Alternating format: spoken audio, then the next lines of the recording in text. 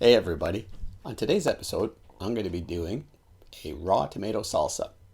How did this all come about? Well, I was at the supermarket. I was looking around for some cheese, and this one lady was complaining to the store manager that there was no more salsa left in the store shelves.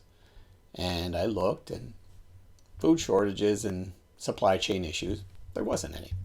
However, there was a whole stack of tomatoes and fresh herbs and chilies right behind her.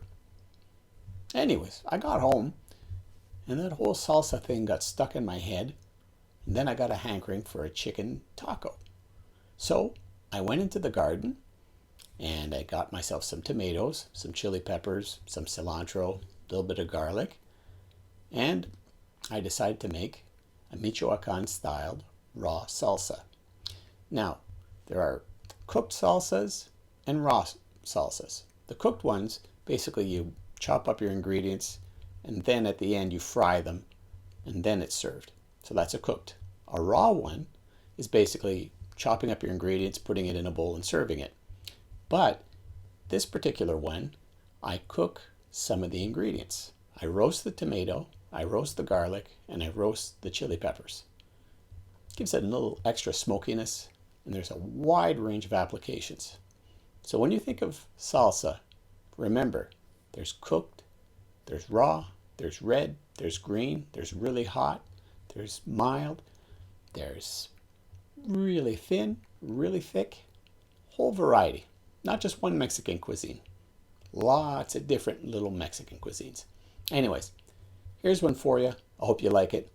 Anyways, time for a taco.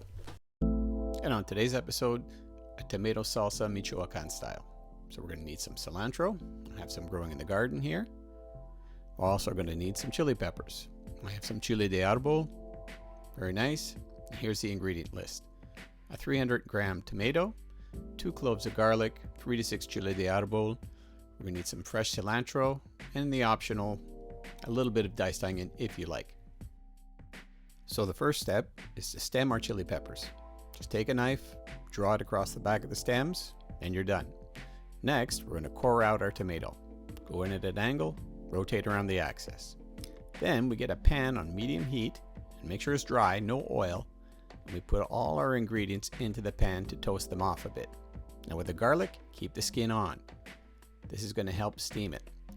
So we put in our chilies, our tomato, and our garlic, and we just let it go on medium until the color starts to blacken and get a little bit of aroma off of it. Now this garlic needs a little more color, so we're going to just flip it over and keep it in the pan. Now we don't want to burn anything, so once the chilies start to blister and get a bit soft, we take them out. I'm getting a nice bit of blackening, a little bit of char on our tomatoes, but we're going to keep on going. And once the garlic has enough color and you get a bit of a caramel aroma, we take it off as well. And finally, there's enough dark spots, enough caramel on the skin, we take the tomato out, but we're going to keep it in that skin. The only skin we're removing is off the garlic. This helps steam the garlic on the inside, and you get a bit of a smokiness to the flavor. Now the first step is we take our garlic, put it in a blender, or if you're a traditionalist, a mortar and pestle. Put our chilies in there as well, and we just want to roughly chop it up. If you have a mortar and pestle, just crush the two together. And then finally, we add our tomato, charred skins and all. This is a really important factor for the flavor. Now you don't want to over process this particular salsa. Just pulse it a couple of times, that's it. The texture is really important with this one. The final step is we wash and slice our cilantro. Relatively small, but it adds that freshness, and it's always best practice to put your herbs in at the end. Prevents oxidation, and you get the maximum amount of flavor. And you put that in with our tomato and garlic mixture. And finally, we add salt to taste. This is an essential. If you don't, it won't liven up your salsa. Then we just blend it together, and that's it. A raw salsa made from broiled ingredients. Salsa de jitomate Michoacan style. Really, really good.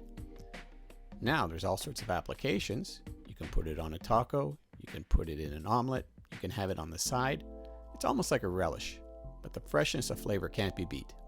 So I wanted a fresh chicken taco, so I chopped up a chicken, kept the breast meat, took the rest of the stuff and put it away.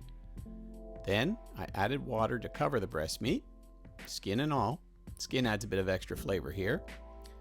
Then I also added to this a couple of cloves of garlic, a couple of bay leaves, about a gram's worth of oregano, and a gram's worth of cumin, little salt, and the juice from 1 orange and 1 lemon. Bring it up to the boil, lower it to simmer, cover, and let it go for 25 minutes. Then you shred it up, and then your chicken's done. Now to make a taco, you need a tortilla. I make my own, but you can buy some good quality corn ones as well. Heat them up a little bit, put them in a pan, bang, like that. Then it's just a matter of assembling. Some lettuce, poached chicken, fresh tomato salsa, a bit of cheese, and your fresh chicken taco is done. Salsa de jitomate, a nice raw salsa, it's well worth it. Anyways, back to my taco. Cheers, everybody.